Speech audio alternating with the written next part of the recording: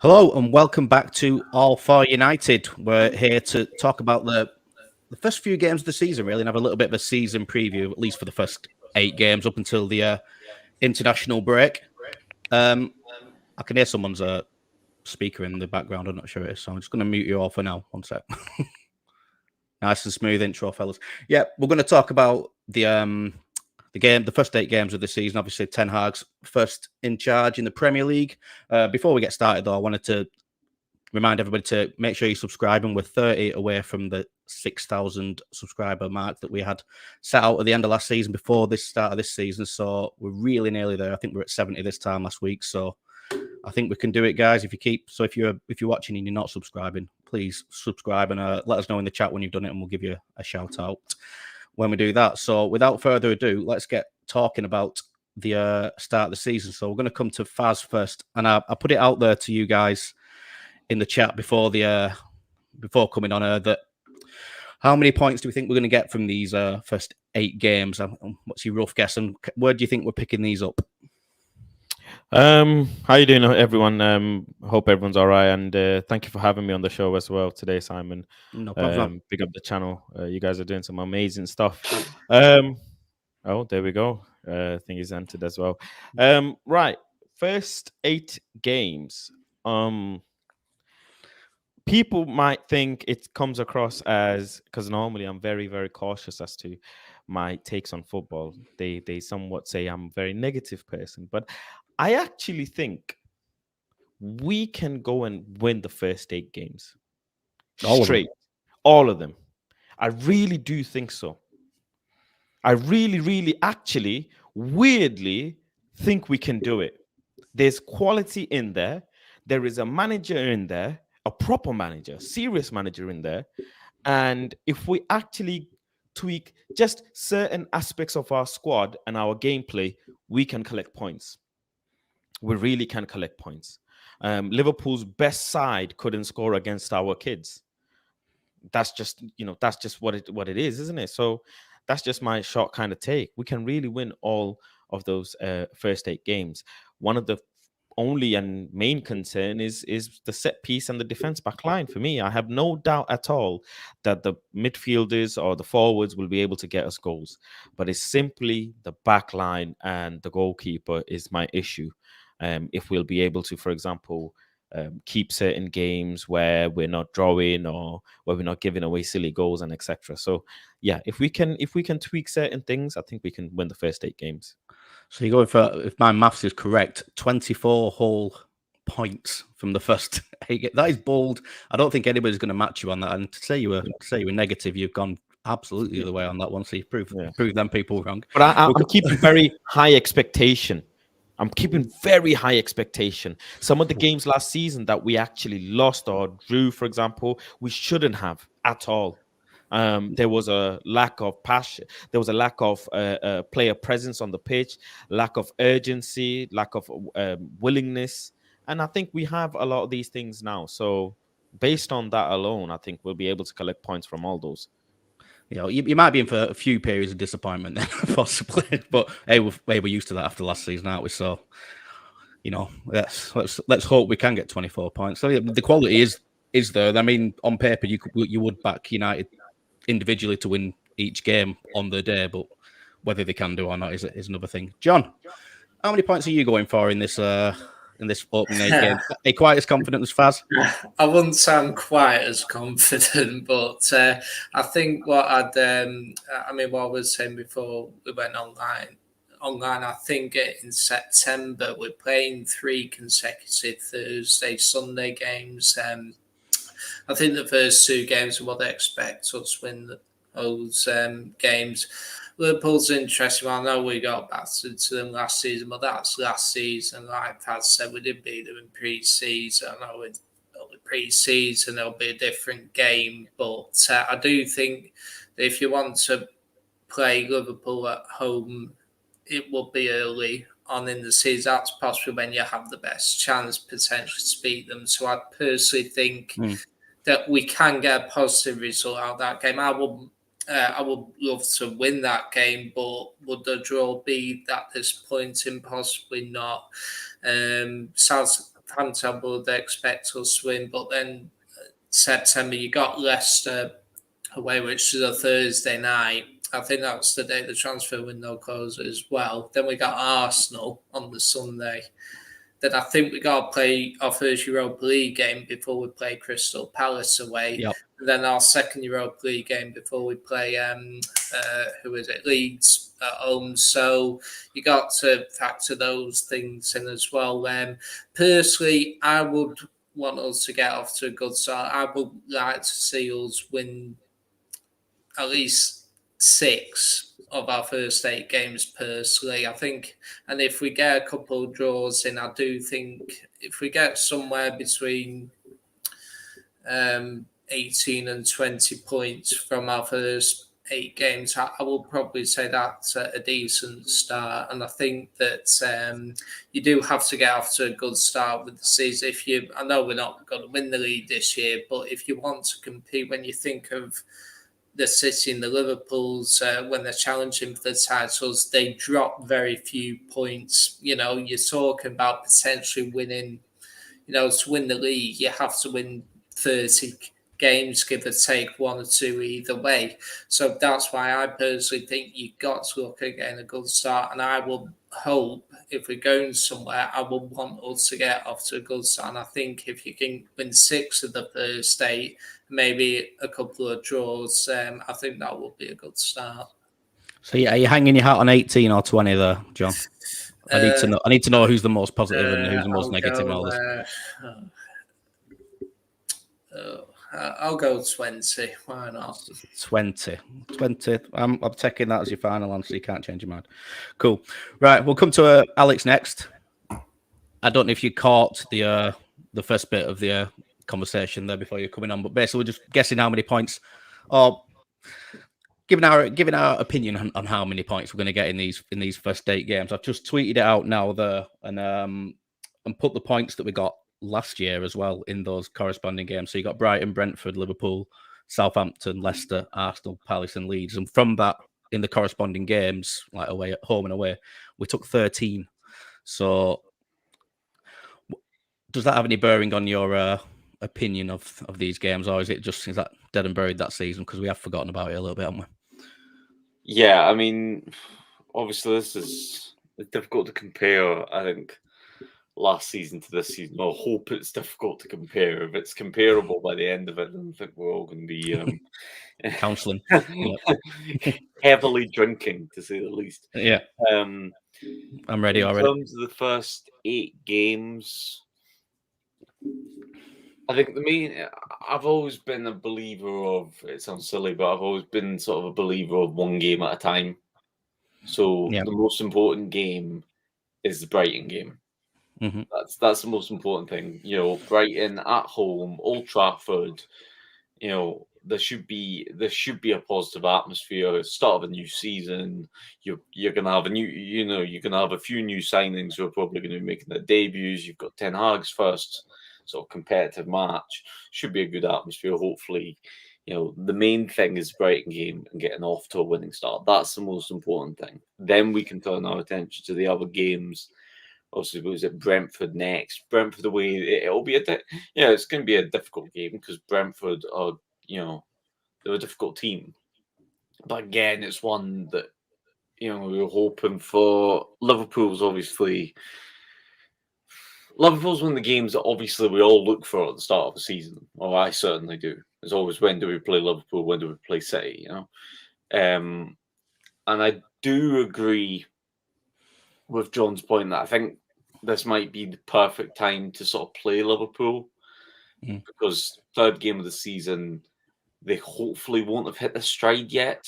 Because we all know the thing about City and Liverpool, as much as we hate it, is that when they're like express trains almost. When they start sort of ticking along and they start moving, it's very difficult to knock them off their stride. Yeah.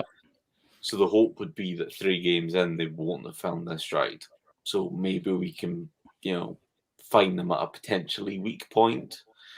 And then after that, obviously, you get into, what is it? I've got here. Southampton and Leicester, Southampton and Leicester away, obviously both games on paper you'd hope we win. Yeah. Realistically, at the same time, though, they are both historically difficult away games. Southampton, we always seem to struggle away at Southampton. There always seems to be a draw away at Southampton.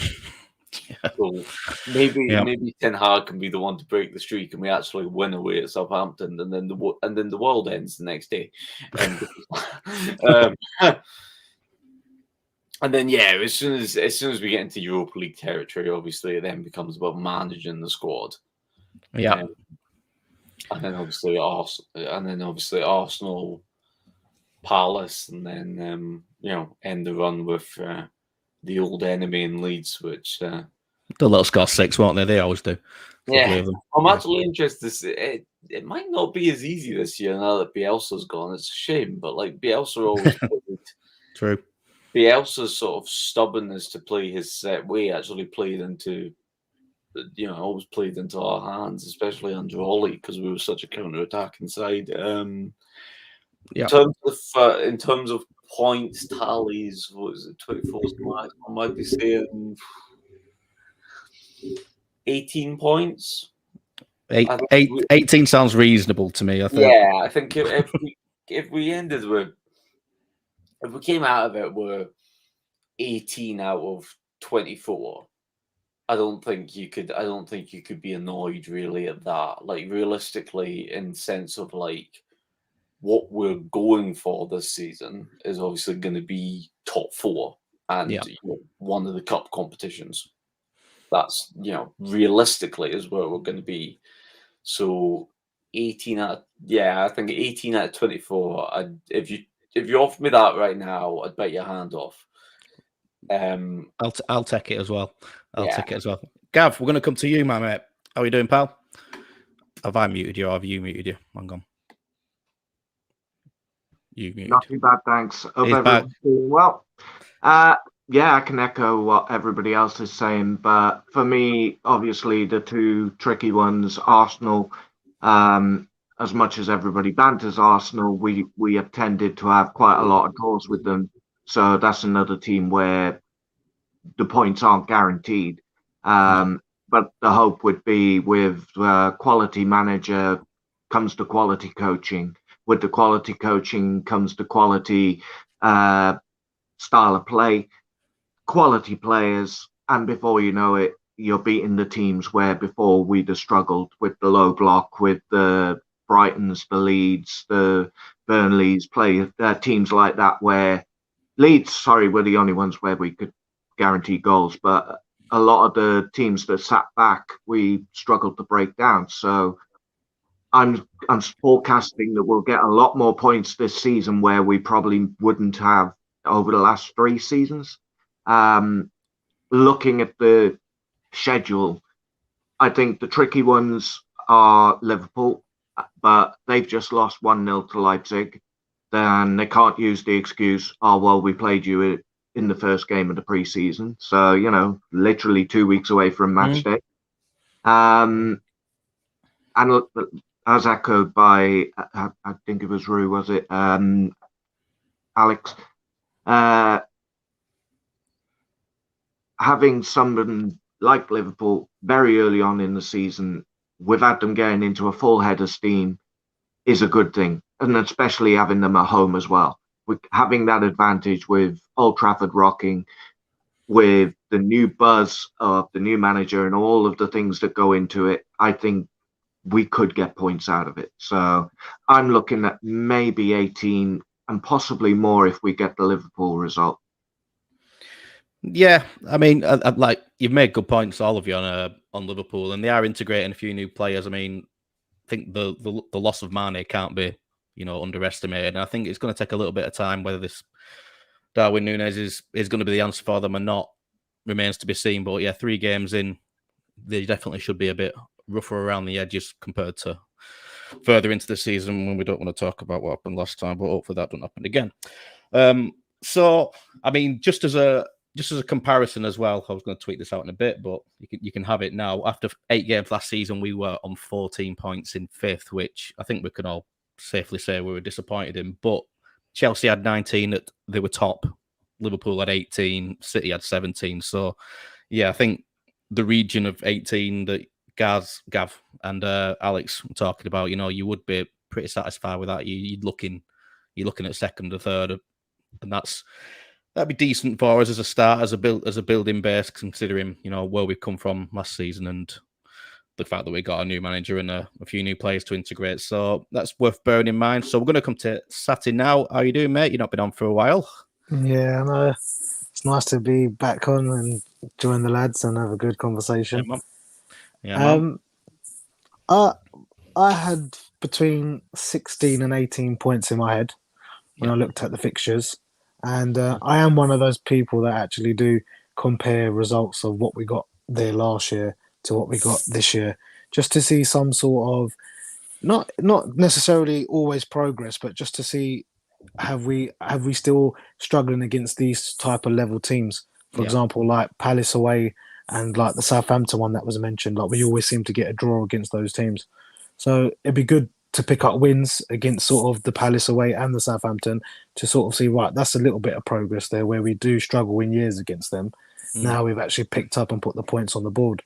I think from the first 8 games, what I'm sort of expecting is that, first of all, come when the transfer window's in that sort of period with the transfer window still open, is how strong is our team going to be for the next few months going into the season up until January if we do decide to strengthen there, and how many more players do we lose, whether like the Ronaldo situation as well as a few others. Like we have to see how thin the squad's going to be and also what quality of depth that we are bringing in. I mean, Eriksen, great signing, and that will add quality to the team. But it's about when we played in the pre-season, what I've noticed is that the first string has always put on a show and have played brilliantly. Intensity's there. You can see the interchange. You can see they're on the same wavelength. But then we start rotating it and we start seeing the cracks appear. Like, especially in the game against Villa, I noticed it quite heavily that we're still struggling depth-wise in terms of having that quality that is going to come in and still do a good job. Not to say that we are going to make that many changes like during the game, but it is 5 substitutions. And if we have 5 quality substitutions, it can make a difference to the overall performances of the team. I do believe it's going to take it probably will take a couple of games to get into their stride in order to just get more comfortable with Ten Hag's style. But I feel there is a level of optimism, and I feel like there isn't as much pressure going into this season as I would have said as last season, because we had the Varane, Sancho, and Ronaldo signings where people automatically put us as title and rightly so in some aspects put us as title challengers. We should win the league. This is Ollie's 3rd season. He finished 2nd last season. They've got to go for the league. They've got to do this. They've got to do that. Whereas this season is almost like, do you know what? We sort of just got to, I think it was mentioned by Alex, that just got to take each game as it comes. We're going to have the Europa League, getting back to the Thursday, Sunday formula, and also making sure that the players are recovering quickly enough, because I also did predict that we could incur a lot of injuries this season due to the fact of the demanding of the physicality of Ten Hag's style that can the players produce this for the long haul. So I think it's important that we do start off with a positive attitude and a positive impact. I mean, the game against Liverpool, obviously, that's the standout one to begin with from the 3. Sorry, first, the Brighton game is the standout one because we do want to start off good, and we do want to start off positive. And what I want to see through the 8 games is that I want to see a bit of resilience, what we didn't see last season, where I want to see the midfield actually sticking together, staying strong, the defence working together, De Gea coming off his line, commanding, because we let too many teams last season just walk through us. We might as well not fielded a team at some point. So I want to see that level of resilience to be like, do you know what, actually, we should fear coming to Old Trafford. That's one thing. And the second thing is that this team is no walkover. They are hard to beat, or they've absolutely destroyed us. And that's what I want to see. It's not going to happen overnight. Rome wasn't built in a day. Like, I'm not naive into thinking that, and we shouldn't be, because there is going to be that little bit of maybe a roller coaster in the season again, where the players and the manager just hit a bit of like a plateau. But I do believe that we need to start as we mean to go on, and just keep taking each game as it comes, and just providing that we get a bit more quality in with a few more signings, and I think we could have a positive start to the campaign. Yeah, we sound a bit different to the end of last season, don't we, man? Yeah, definitely. I'm gonna press you on your points because you said between 16 and 18. Are you gonna go 17? Or are you gonna go 18? 17 and a half? No, I'm joking. No, do you know what? I will go positive and say 18. I think 18 is a reasonable amount with the fixtures there, and it's just like I said, it's just the ones that worry me the most out of the ball. I know it's probably going to sound weird, but it is the Palace, Leicester, and the Southampton games, because I just think to myself, they're the games where we dropped points needlessly last season, like losing to Leicester 4-2 and then Southampton drawing 1-1. Like, I feel like they're the important games at this start of the season, because if you win those, and then, like you said, against the Liverpool and the Arsenal, they become your bonus points if we do pick up the results. Yeah. I think you're looking at the Arsenal game and the Liverpool game and thinking of probably a point from them. You'd point each from them. You're happy, aren't you? And then yeah, definitely. Whatever else around it. We're just going to get some comments up, guys, before we carry on the chat. So Reese, who has just, I believe, had an operation this week. We had a picture from him. Looking worse for wear, but apparently he's recovering. So we will have a good one, Reese. Hope you're feeling a bit better. Marion is waving, saying hi. I'm not sure what that says, but it says good evening, guys. Andrew's in there as well, saying watching on delay, but you can't really expect much from the first 8, but we've got to give each game positively. I mean, I think we can expect something because we've seen a decent pre-season, but yeah, let's also taper our expectations. Also, Jarvis is in the comments as well. Thanks for watching, everybody, guys. And Tyrone is in there as well. We're going to get some fan questions as well towards the end. So if you've got any, put them in the comments and we'll try and get back to them if we've got enough time at the end, because I've seen one already. So back to the chat, guys. Faz, how important do you think it is going to be that he gets those rotational players in the mix in the first 5 or 6 games? I mean, he's had pre-season to look at a few, and as people have touched on so far, it's not looked great when we've changed things around. I mean, the first 11's looked pretty good, and maybe 2 or 3 outside of that, but we've got Eriksen to bring in, Martinez to bring in, and hopefully some more. He's going to need to get a good core of players, a good 18, 20 players playing well so that we can compete in the Europa League, unless we feel like the Europa League is just a bit of a write-off. But what's your take on that, mate? We know Ten Hag has a stubbornness when it comes to rotation. He doesn't like to rotate as much. I spoke to many Ajax fans who've actually seconded this or actually educated me on this. So that's going to be something interesting that I'll be looking forward to, as to how he actually rotates the players, because it's interesting now, the players that he is getting in the club, Martinez to compete for that left centre-back position / CDM. We've got Eriksen to give Bruno a run for his money. We've got Malacia to give Luke Shaw a run for his money. So it's really good. It's healthy competition. So rotation is going to be a very, very key factor. On top of that, it's 5 subs. Lots of players are going to get lots of minutes, and they'll have to.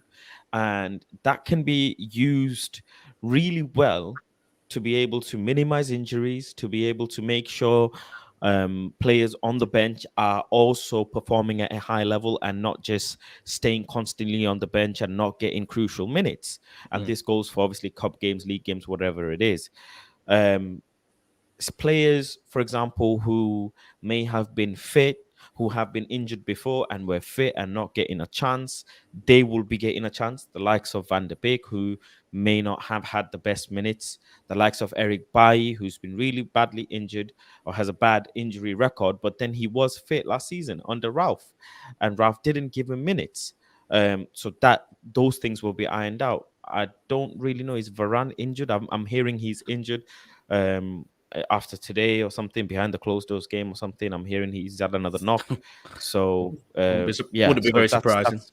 Yeah, and it's in the same time when Eric Bailly's in the conversation with Roma, and Varane's gone in, had a little knock apparently, and he might not even be ready for next the game this weekend. So if that's the case, then the Bailly deal is off the table because we'll need Bailly to play as a rotation player. I can't believe Phil Jones will play that role.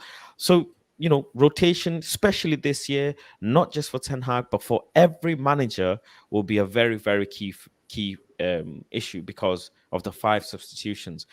With on top of that, Ten Hag is coming to the Premier League, and the Premier League, respectfully, as big as the league is, it is a very physical league. Martial can't stay fit throughout the season.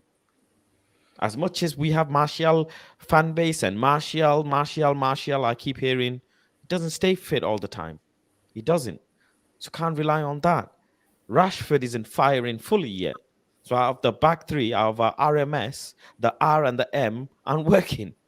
Only the S is firing right now. So we have to consider that as well. Fred and McTominay, one of them get injured, God forbid, then we're really in deep trouble. Or Bruno, for example. God forbid if he gets an injury, then we're really in deep trouble. Because, again, another thing, Eriksen isn't here to bench Bruno. I hate to break it to you all, but Eriksen isn't here to bench Bruno. And Bruno isn't here to bench Eriksen. They both bring different styles of play, different attributes, different skill sets that will give Ten Hag something to think about and use them in set games, set scenarios, which will be really, really good for us. But, I really think we need more rotation, more squad depth. That's one thing that I'm really, really actually scared about, because do I think Ghana is ready? Really? Maybe. Okay, if we give him the leeway, sure. Do I think Savage and Iqbal are ready? No, let's be honest. Ahmad, is he ready? No, he's not ready. Alvaro Fernandez, he's on loan. So, and we've had loads of players already leave the club, and maybe some more might leave by the end of this window. So squad rotation players, I think we need to get a bit more busy in the transfer window and at least look to bring in some more. I mean, with the Frankie de Jong situation as well, it's not looking good. So, yeah. Yeah, I think it's fair to have some reservations over the rotational players because, like we say, we have seen drops off in standard when a lot of the time in the second half of these friendly games, not from everybody as well, because some players have impressed, but there's also mitigating circumstances of opponent level. Like we're playing Melbourne Victory, it's not one of the top teams in the world, so there is these sort of caveats in that. John, do you share the same sort of worries about the depth of the squad, especially early doors? And like I say, are you focused too much on the Europa League? We talked about it a lot at the end of last season. Were we bothered about actually qualifying for it? But we're in it. It's something to win, and you would think that Ten Hag will probably, want to be fielding a decent squad that he can feel confident can at least get us through the group. Do you think he's got that? Yeah, I completely agree. I think Ten Hag will treat the Europa League seriously. I think he'll treat every game seriously. He'll probably treat the League Cup seriously as well. So I do think he will.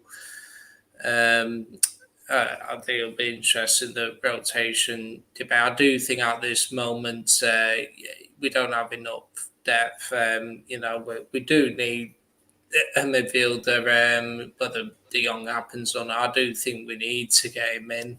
Whether we will's another thing. Obviously, with the Ronaldo situation isn't helpful either.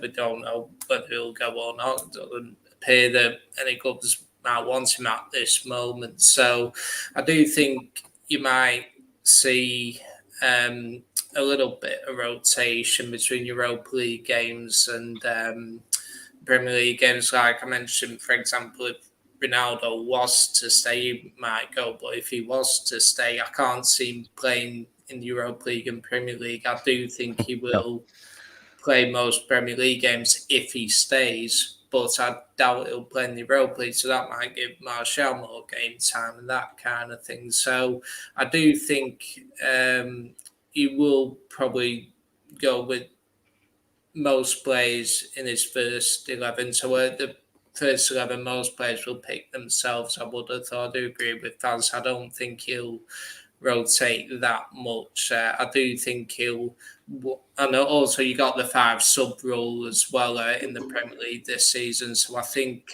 he'll try and use that a little bit. If the game's won after 60 minutes, he'll bring in a lot of players. I do think he'll want the players to be in fit condition, and also to try and, even if you make changes after 60 minutes, you'll want to see a similar tempo, try and score more if you're already winning, or if you need a goal and that kind of thing. So I do think you'll see a little bit of rotation, but overall, I think he'll keep mostly the same 11. But we just have to see. I don't think we've done the transfer window yet, whether that's sales or players coming in. And I think we'll get a better picture once the transfer window shuts, I feel. Yeah, it feels like a long way away, doesn't it? There's a long time for this De Jong saga to stretch on. However it's like, there's different reports every day, isn't it? I get sick of reading it, to be honest with you. When he's here, he's here. If he's not, then we need other solutions. Absolutely. Along the same sort of lines, Alex, in terms of rotation, I think we spoke last week on this show about how we feel like the first 11. We feel like Ten Hag's probably got a really good idea of what he wants now with the players he's got available. Which sort of rotational players do you think are going to be the most important in like the sort of key areas, and who do you think is competing against who for them in particular? It's a difficult question, actually, rotational players, mainly because I feel like the areas where we have sort of the best sort of options are areas where you don't necessarily need to rotate all that. Like if you think about centre back, centre back wise, we do have options. I do think Bailly will go, and I do, and I think he should at this point, because but while Varane's injury problems are clear, Bailly's have been clear for a long time, so it's about time we cut our losses with that one. But at least there you've got Martinez, you've got Varane on the odd occasion where he's not on the hospital table. You've got obviously, Maguire, Lindelof. My worry going into the season is the forward line, and the fact that beyond the starting three, which we've seen in pre-season, so Sancho, Rashford, Martial, beyond that three, it's kids. That's what we're talking about. We're talking about Alanga, who's, he did well last season. He's a good player, but he's not an elite player. He's a good player who's still young, and you can't necessarily, and then you're getting into the category of Ahmad, Garnacho, players like that who, their talent is unquestionable. They obviously, they have talent, but there's kids. I think the forward line, we need a signing, I think, regardless of what happens. And I think with the Ronaldo thing, somebody at the club has to make a decision. Whether, whatever the decision is, whether it's, keep him, sell him, whatever, somebody needs to, pardon my French, but grow a pair and make a decision and just end this whole sorry saga, because at the end of the day, it's dragging out and it's distracting from the main priority, which should be Ten Hag and his squad being ready for the Brighton game. That should be the main priority at the moment, and not where Ronaldo fancies going next. Yeah, that has also got very tiresome. The two stories of pre-season have dragged on way too long already. So I would definitely agree with that. I'm going to give you the same question, Gav. What would you see as important in terms of rotation and making an impact, either from the bench or in those Europa League games? I mean, did you think that Eriksen's going to come in straight away, for example, or is he going to be one that is drip fed in as a sub and then play in the Europa League? Or Eriksen's an interesting one. He's a bit of a quandary in a sense, because when you look at the style of play and the position he plays, you'd put him at Bruno at his area. Apparently he scored a free kick today in the match, and he's usually in that pocket trying to sort of orchestrate the game. So are we going to tweak Bruno's position to more of a number 8 than a number 10. Are we going to have, assuming that Frankie de Jong doesn't come, are we going to have something along the lines of Fred, Bruno, Eriksson, where Fred is sort of trying to mop up and do the defensive side of things? And then you got Bruno doing the work back from sort of the number 8. And then you've got Eriksson in the 10 position. So that is something which I think is going to be the most fascinating. Are they going to be playing together, or is one of them going to be a substitute for the other? You then got Donny van de Beek, who Ten Hag has come out and said his best position is 10. Now, we know he can play the pivot, and obviously that is a position where he could probably put a name down on the team sheet to maybe even have first team in game time, maybe in the Europa League, coming on as a sub in the Premier League. But if he is a number 10, that's 3 players we've now got that are really best suited at number 10.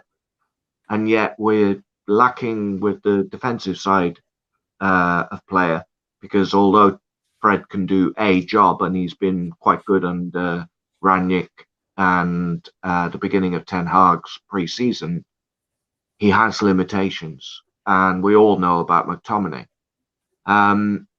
So there's question marks around the midfield. Defence, I'd like to see Bailly stay. I would. I know he's got this injury record, but I don't think he was going to be a starter anyway. I don't think he's somebody who Eric would put his hat on and say, right, I want this guy to be number 1. I think with the comments that we've had, it's looking like it's going to be Martinez and Maguire. And then it's going to be Varane, possibly Bailly, to fight it out as the backup defender. But we do, Lindelof as well, yeah, we know how injury prone. I don't see how you can have a backup being somebody who's never available and buy. Yeah. So I think Lindelof will be the backup, mainly because Lindelof's just, you know what you're going to get. At least you know that he's going to be available when you need him. Which is fine, but I don't think he fits the style that Erik Ten Hag is wanting from a defender. We haven't really seen a lot of him. We saw him in that one game where they played decent and then they had that goal. The problems that we've seen with Maguire and Lindelof ever since over the Ollie reign were in that game against Melbourne. So even if he's a backup, maybe playing him with Martinez. He played decent with Varane last season. He had decent games where for a while we were sort of saying we'll put him ahead of Maguire with Varane. So it's a possibility. But there is a lot of injury-prone players in the squad where we're sort of looking, and like I say, it's only going to take a couple of knocks and we're threadbare. And like Alex was saying, we're looking at the bench and there's kids. I mean, Zidane has just been put in the matchday squad. He's going to be staying with the first team. So that's another player who is going to be integrated into the team at some point. Exciting, brilliant. We want it. Garnacho at some point. Ahmad, maybe if he doesn't go out on loan. We've got these players, but they're supposed to be there integrating into the team, not really to the level that Elanga was last year.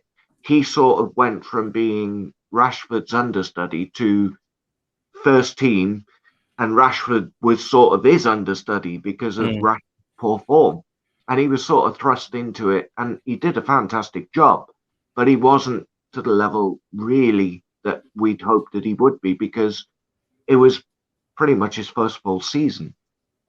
Yeah, I think, as Alex said, I think that the problem area is in the attacking area. Like you just said, though, there's a lot of options in midfield. It's just that one key position where we've been talking about for what feels like about 20 years, where we know where we need to improve.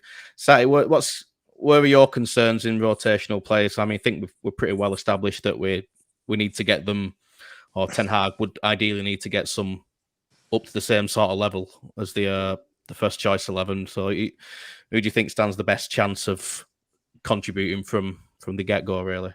From obviously echoing what the rest of the panel have said, it's definitely the midfield and the attacking areas. Because if you actually look at this present moment, the fullback position and the centre-back position, you've got two in each position that can play there.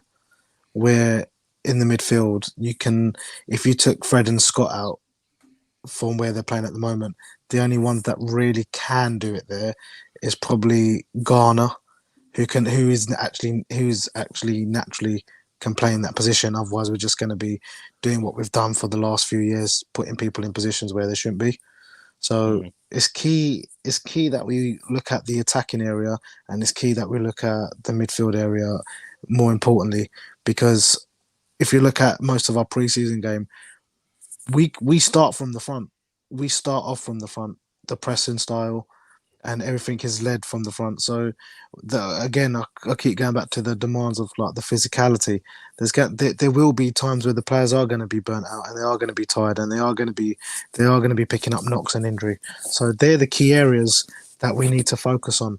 Like at the present moment, I think the point Gavin just made now with Elanga was almost forced into being a first team player last season because of the inconsistencies of Rashford, Martial going on loan, and then obviously other incidents with Greenwood. So he had no choice but to become a first team player in that present moment, which wasn't fair to him because he had to take the opportunity that was coming to him, and we didn't have any other choice.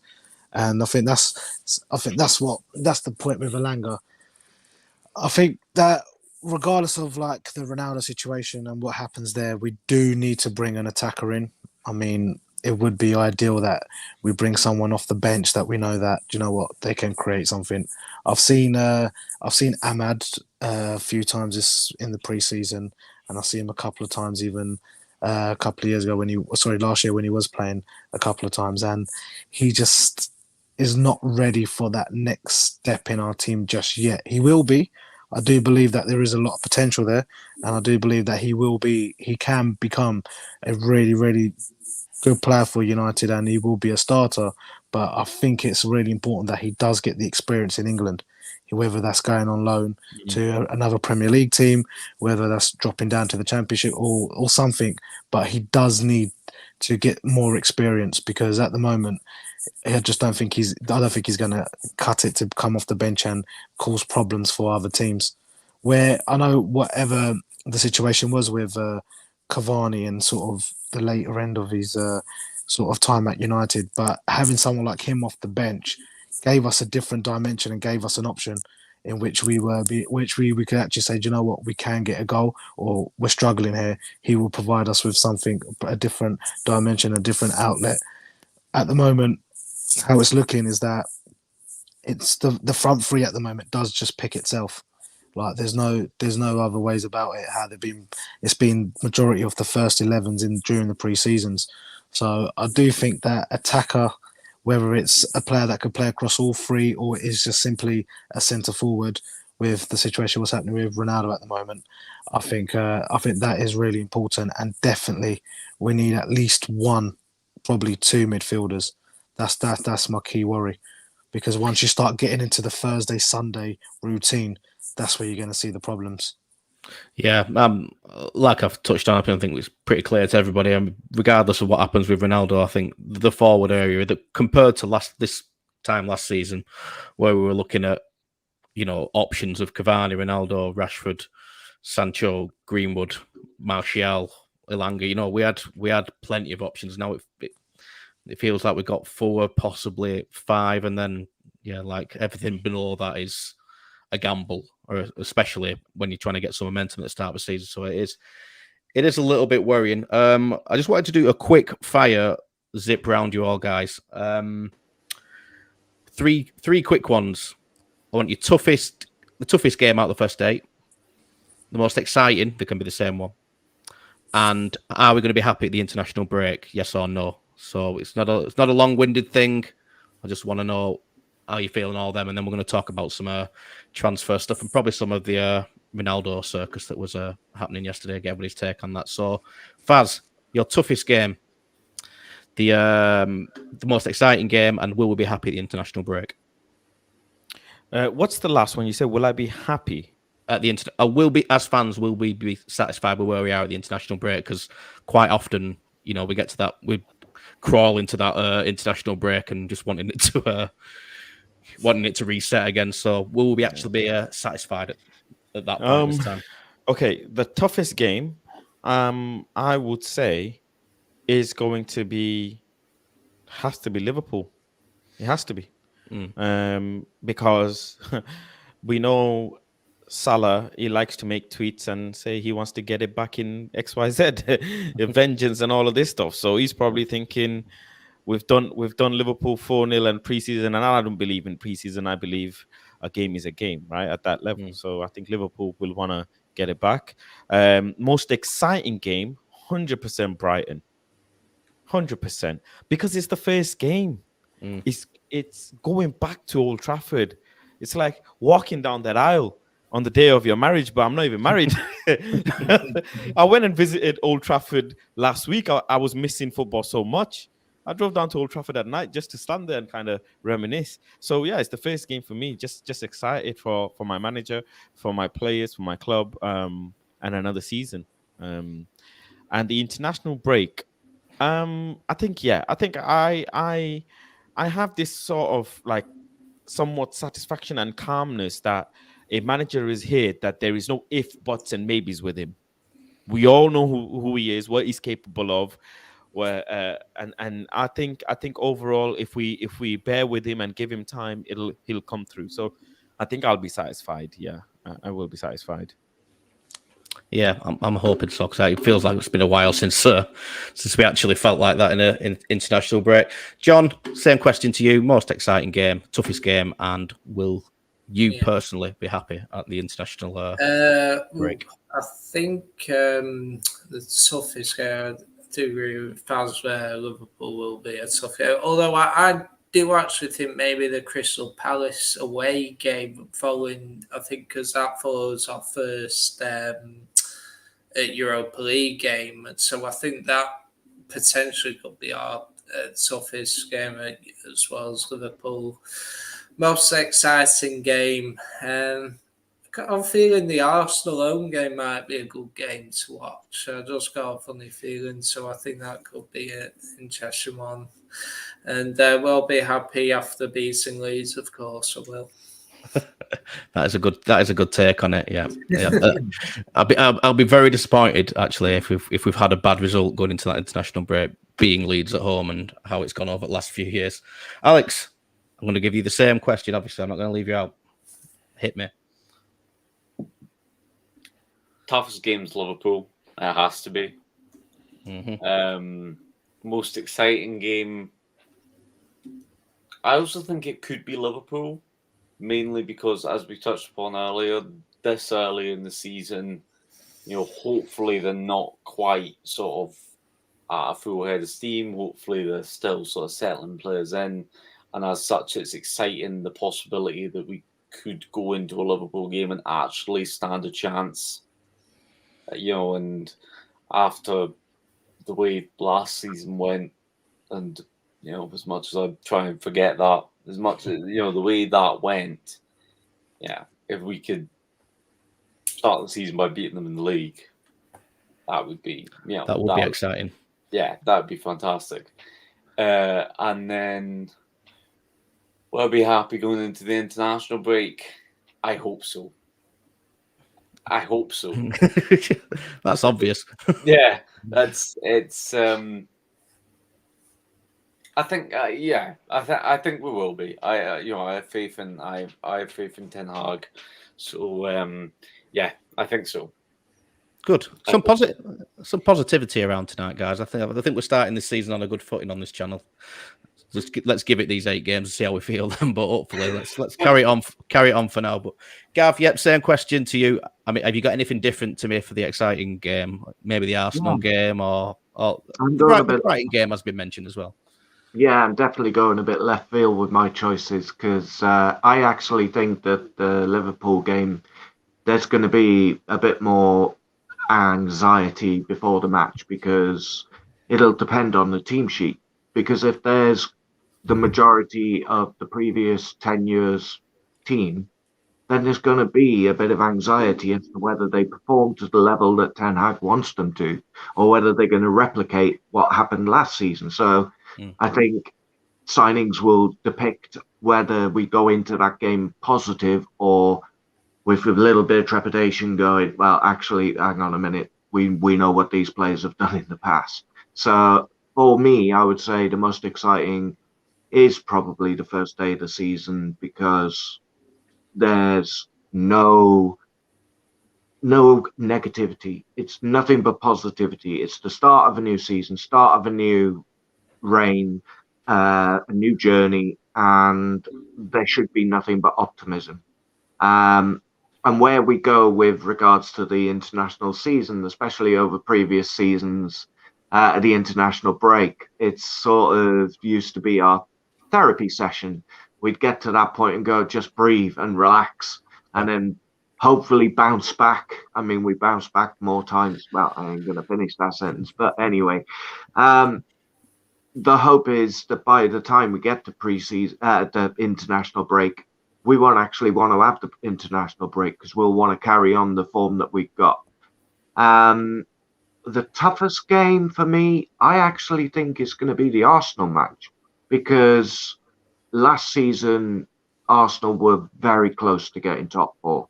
Arteta is starting to get the players in the squad that he wants. And although a lot of people banter them, he is starting to build something with the club. And over the years, looking at our history with them, they've not always been easy to beat. So I think that could potentially be the toughest out of all of them. Yeah, it does feel like they're potentially sliding away from being a bit of a banter club, doesn't it? So, yeah, I agree that they are the standout fixtures from that batch anyway. And kind of when I put this question together, we were actually looking at the first 10 games because I think that's what the thumbnail dictates, and City fall into that one. So, but yeah, we've still got some tough games in there, and I think that they are the ones that, you know, pose most of a threat. But we have also slipped up in games against most of them other teams as well, as indicated last year. So, yeah, interesting choices. I'd set it. I know you always have to wait till last, but what's your take on it? What's your toughest? The one you're most excited about, and will you or us as fans be happy at the international break for a fucking change? I think definitely excited is the first 2 games. The first home game, everyone's got a clean slate under Ten Hag. This is what it's about. We've waited long enough. We've actually got a manager. We've actually got somebody who is on the training pitch day in, day out, teaching the players with the players. And I just feel that first game, there's no better feeling like it. Even when I go to Old Trafford every single time and you walk out and you get to your seat, it's just the same best feeling. It just never will change. So I think the first game is the most exciting, but also the second game, the first away game of the season. It's always a good one. It's always a good atmosphere, and everyone is always excited for the away games. The toughest game out of them all, blimey, I'm leaning towards one of the lesser games, toward so I think it's Southampton away. Something like that, only because with sort of Liverpool and stuff, it's like they said, it's that level of anxiety where anything we do get out of that game, for us at the moment, we'll see it as a bonus because of how we've been sort of humiliated in the last sort of few seasons against them. So I'll probably say one of the toughest games is going to be sort of like the Southampton game, because this is the game. These are the places that we've been visiting for the last few years where we just about managed to pick up a point and hold on to a point, and we're walking out luckily with a draw. And come towards the international break, I think we'll be. I think we'll be in the middle. I think we'll be I think we'll be satisfied and not dissatisfied. I think we'll be sort of on a level ground, thinking, you know what, there was some good moments in the first 8 games. There were some really good moments, but there was also moments where we have to improve. So I feel like we're going to be relaxed, but we'll also be sort of eager to see what's going to happen next. Yep. I think that'll be something we'll be satisfied with. If we can have more than that, then that'd be absolutely beautiful. But yeah, I would agree. Right, guys. Do we want to talk about Ronaldo? Has everybody got time to stay on and talk about the Ronaldo circus from yesterday? If you Sure. don't, then yep. What was your take on that fiasco and circus and all the Ronaldo turning up with his agent and everything yesterday, Faz? What's kind of your take on whether he should stay or not? I think I've spoke to the other guys, maybe not Sati about that, but what's your how do you want this all to end? Firstly, it's not the first time in the history of football where a player has gone to a training ground with an agent. It's not the first time. The player's gone to the club with his agent to iron things out. That's the first thing. People are making it out like, oh my God, this is doomsday. I'm seeing Avengers memes and everything. I'm seeing everybody turn up, all the celebrities turn up at Carrington. I don't understand. This is Man United. Rose from the dead turn up. Yeah, this is what Man United fans do. They overstress themselves, but it's funny coming from me because I do it all the time. First thing first is I don't actually think that he will leave. I really do not think if he was going to leave, I don't think he was going to even come to Carrington and get involved with training session or whatever. The second thing is people are making a big deal and hoo-ha about Sir Alex being there. And there's a level of or a slight bit of disrespect towards Sir Alex that I am absolutely appalled by. People saying Sir Alex is begging Ronaldo to stay. That's why he's there, XYZ. Well, in all honesty, Sir Alex owns Manchester United, not the Glazers. It's as simple as that. And there'll be weight put on Sir Alex's words if he does want the player to stay. Yes, Ten Hag is the gaffer and it's Ten Hag's squad and Ten Hag's club. But Sir Alex is the soil, the brick, the grass, everything that Old Trafford and everything that Manchester United is till the day he's breathing and even after he's gone. So the slight disrespect towards Sir Alex, absolutely not here for it. Now with Ronaldo, we need him to stay. There's no two ways about it. Fans or pundits or anyone to say that they think Ronaldo should leave, they can't none of you can justify it. You can't say that we have a backup forward. What do you want me to do? Go and put Elanga on the left and put Rashford in the front, in the middle. You can buy one though, can't you? There is. But do we have the budget? I mean, okay, No, you that's rip up nothing. Ronaldo's contract as per some reports that are coming out that Ronaldo wants to leave, whatever. And there are people saying rip up the contract. That's a 26 to 29 million pound damage. In a time when we can't even put 10 million together to go and pay for Anthony, when Anthony's so expensive. You want to go and pay 29 million or 28 million to go and get Ronaldo out of a contract. That's the first headache. The second headache is if Martial or Rashford has an injury, we're done. The season is over before it even started. Ten Hag will have a very, very, very bad start to the first season of his Manchester United career. And that's what we don't want. The striker market itself isn't like there's anyone out there. There's no one out there for us. No one.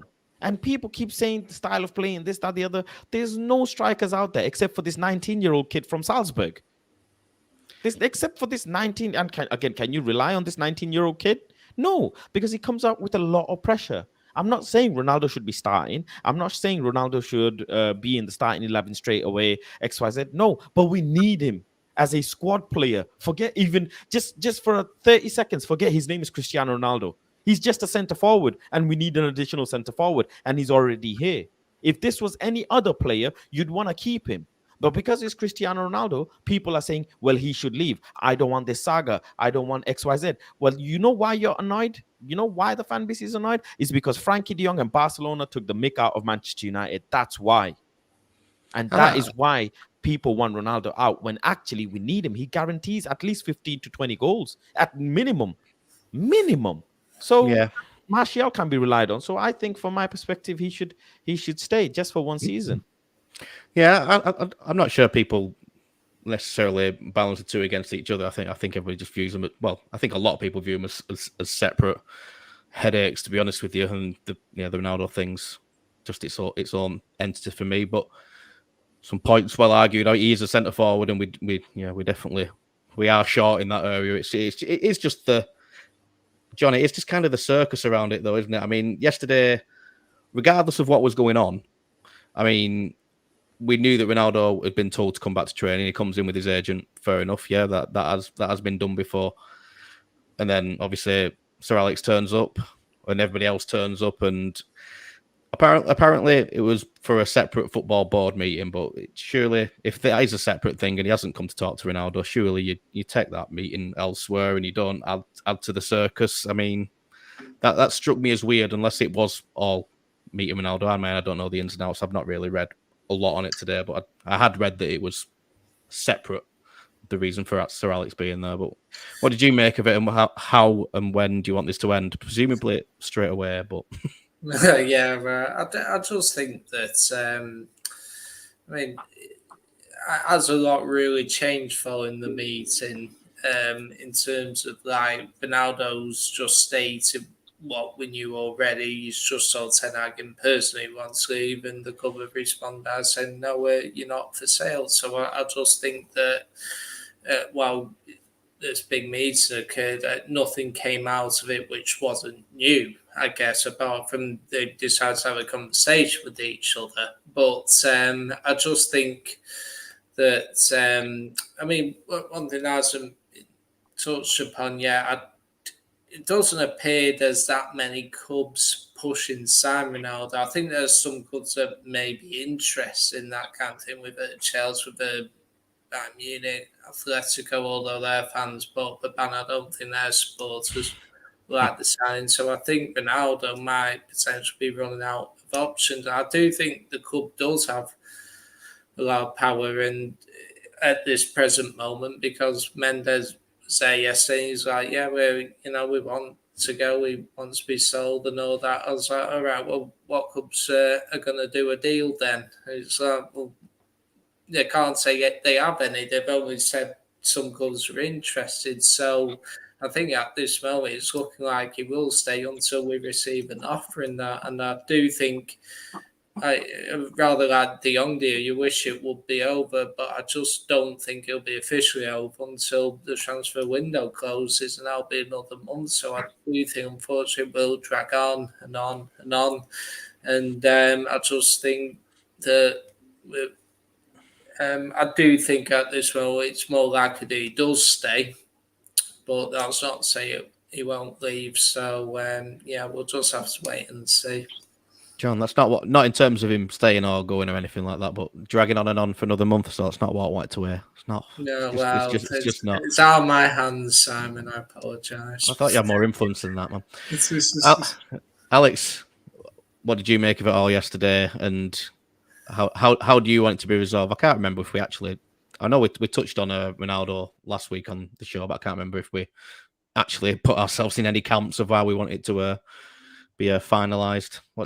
What was your take? It was a bit of a circus. It was quite funny, though, with the memes coming out. The Queen was yesterday was a circus. The memes coming out was, I thought it was very funny. Like, there was one of the Queen turning up, which I thought was, I quite enjoyed it. I saw the funny side of that. In terms of the Ronaldo thing, first of all, I want to make clear that I love Ronaldo. He'll always be, a hero at United, a legend at United for what he's done. The reality is, in this situation, is like I've already said, somebody needs to grow a pair and make the decision. And the reality is, if he wants to go, which frankly, it looks like he wants to go, because if he doesn't want to go, well, then why has he not released. If he didn't want to go, he could release the statement and gone, it's all media speculation, it's all a load of shite, I'm staying, happy days, and we could all move on. The fact that this has dragged on suggests that he wants to go, in which case, if he wants to go, I'm sorry, I don't care who you are, there's the door. Because I don't agree with the idea that we're anybody's second choice. In my opinion, the worst thing that could happen this year is that we end up in a situation where we have Ronaldo, and only because no other bugger wanted him. Not because he wants to be here, not because he's committed to United and he believes in Ten Hag and whatever. No, he's here because nobody else wants him. I don't care. I don't care whether you're Cristiano Ronaldo or whether you're John Smith from down the road. That's not an acceptable reason in my eyes. And the thing is, it's all very well saying, of course, I've already said we need signings up front because, you go away from the 3 that have been starting all pre-season and you're going into kids. Ronaldo's not a squad player. Ronaldo doesn't sit on the bench. Ronaldo got dropped from the game against Man City and jetted off on holiday because he had an injury. Like, Ronaldo demands to play.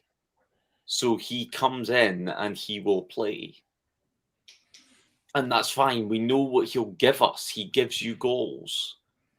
But what does he take away? But what does he take away as well, especially in the sense of if he doesn't actually want to be here? Last season was all about, as bad as we were on the pitch, off the pitch, the atmosphere was toxic around the club. Everything was toxic. Nobody was happy. How is keeping somebody who clearly doesn't want to be here just because no other bugger wanted them, how is that improving the atmosphere when that guy demands to play, demands certain things? It frankly feels like a lose-lose scenario. If we lose him, we're losing what Ronaldo gives the team. And that is difficult to replace. But if we keep him, you're keeping a player who, on the face of it, doesn't want to be here, and possibly because nobody else wants him. And that's also a lose scenario. Because, I just want somebody to make a decision and for it to be over with. But I don't necessarily think keeping him is the best thing for the club, because we have to also look at the future and beyond this season and about Ten Hag building for the future and building. And the reality is Ronaldo isn't part of that future. Yeah. I think you pretty much summed up my thoughts there. We know what he is. We know he will give us goals, and as I said last week or last couple of weeks, basically, his goals were the best moments of last season. Excitement-wise, it was, him coming back was the most exciting thing. The hat tricks and the late winners, they were the best moments of the season by quite a distance, generally. But there's the other stuff, the happiness of the camp. I mean, he's professional, but when he's unhappy, he makes it known, I think. So, Gav, your 2 pence on that. I want to wrap up in the next 10 minutes or so. So yeah, you've got your half of that time, and then Saturday, and then we'll call it quits. For me, I mean, ultimately yesterday it was like a Ronaldo intervention. We had the CEO, the director of football, the legendary manager in Sir Alex, the legendary player in Brian Robson, the current manager, all trying to sell Ronaldo the dream, the philosophy, the plans, the ambition for this season. But ultimately, Ronaldo sat there saying, well, I appreciate everything that you're telling me, but the people that matter, who he wants to basically show the ambition by going out and getting players into the team, aren't doing their job, and that's the Glazers. We didn't hear about Ronaldo wanting to leave until we were in a point where we hadn't made any signings. We'd been chasing De Jong for a month, 6 weeks. And Ronaldo was starting to say, well, hang on a minute. We've just had our worst season, the worst points tally with players who shouldn't be here. And you're asking me to come back when I've said, I will play, but you're asking me to come back and play with the same players from last year? Do some business or I'm out of here. Well, a left back who is exciting, a free transfer, and a defender, all very good, quite happy with them. But that doesn't match the ambition and desire for the team that Ronaldo has. So I think that if we'd got the likes of Anthony, got the likes of De Jong or similar, I don't think Ronaldo would be making as much of a fuss. I don't think he'd be angling to get out of the club. I think he sees what happened last season and he says, well, I had 18 goals in the worst side that's ever played in the Premier League for United. If I'm not to be playing in the Champions League, I'm not going to play in the Champions League with a team that's actually aiming to be in the Champions League. So I can sort of see that his ambition is to be the best that he can be, and his play time is limited. So I do think that consummate professional, should he, I mean, who's going to have him at the moment? Everybody seems to be saying no. So it could be that we're stuck with him whether people want it or not. And I do think even if he stays, he is that consummate professional. I do think that he'll still bang in those 15, 18, maybe 20 goals, regardless of whether he wanted to leave or not. Yeah, but like the argument was last season, does it put other people's noses out of joint? I'm not saying it should do anything like that, but we saw the atmosphere last year, like others have said. Sati, we'll come to your take on yesterday and kind of how this Ronaldo situation is playing out. Do you agree with anybody else on the panel, or have you got your own sort of angle on that one? Most of the points raised were all valid, and it actually a few things about Ronaldo leaving did come out towards the end of last season. I don't know if anyone remembers. I know they were just sort of circulating rumours, but it was I think it was in January. There was a couple of bits coming out where I think Ragnick did propose it to the Glazers and said that you need to sort of get rid of Ronaldo in order for you guys to move on, and obviously they were against it and stuff. My take on it is that, and I've said this and I've tweeted out a few things and I've said it, that it could be a win-win situation for both people, but it could also be a lose-lose into the effect with, if he does leave, then we are losing that 15 to 20 goals a season without replacing him, without replacing it effectively and efficiently. But then if he also does stay, then we're sort of gaining a proven goal scorer and another option that there may be for the next season, where we probably may have a bit more of a budget, that we can go buy a striker, or we could go buy a world-class striker, or a more developed striker than there already is at the moment. So I think it's a case of, I've always said this, I don't blame him for wanting to leave. He's coming to 38 years old and he's not a rebuild player. He doesn't suit a rebuild system. He wants instant success. And that's nothing wrong. And that's nothing wrong with that, because Ronaldo has always thought about Ronaldo, and that's always been him. He's always wanted the best. His elitism is overbearing for a lot of people, and that's what it's been like throughout his career since he built himself up the ladder. So he's, like I said, he's 38 years old. He wants instant success. He knows he isn't going to get it right now at United. So I don't really have an issue with him if he wanted to leave. I just think the problem is that it's becoming a distraction with just over a week and a half to go towards the season. That's what my biggest issue is that we shouldn't be thinking, is Ronaldo going to stay or is Ronaldo going to go, with a week to go before our first home game against Brighton. It should be a case of, this is what's done, this is how it's been handled, but this is just typical running of Manchester United Football Club for the last, God knows, 10 years. This is what it's been like, because there's no one in there that's ruthless enough to make a bold decision, and there's no one in there that's gonna like. I think it was. I think Alex said it. Who's got to be brave and have the balls and have the courage to be like, right, do you know what? This is what it is. He wants to leave. We're going to put him on the transfer list. Yeah, and that's it. There's no point loaning him out and letting him sign a deal. So what does that mean? Everyone does the hard work around it, and then he comes back next season if we suddenly become good. Like it just it doesn't work like that. But one thing I would say is that I think it was Faz who said it in terms of in regards of, about Sir Alex sort of intervening. The problem is that you're right with everything you said, and it's valid in terms of he is the root of like Manchester United's success and where we've been at, where we are as a club, traditions and stuff. But this is a different era now. This is a different time, and no one should be able to influence the manager or undermine him of what he wants and how he wants to build his team. I know Ten Hag has come out and said, yeah, I am planning with Ronaldo. That's different. He's come out and said and made a stance that I want Ronaldo. But if he's turned around and said after the meeting, look, it's not going to work well. I don't want to upset the morale of the team. I don't want to have someone who's unhappy. Then really, we should respect his wishes. And even in regards to I've had a lot of conversations about the Frankie De Jong deal. It's like I know everyone is like, look, let's just leave. Let's just leave it. Let's just move on. Let's just leave it. Let's just move on.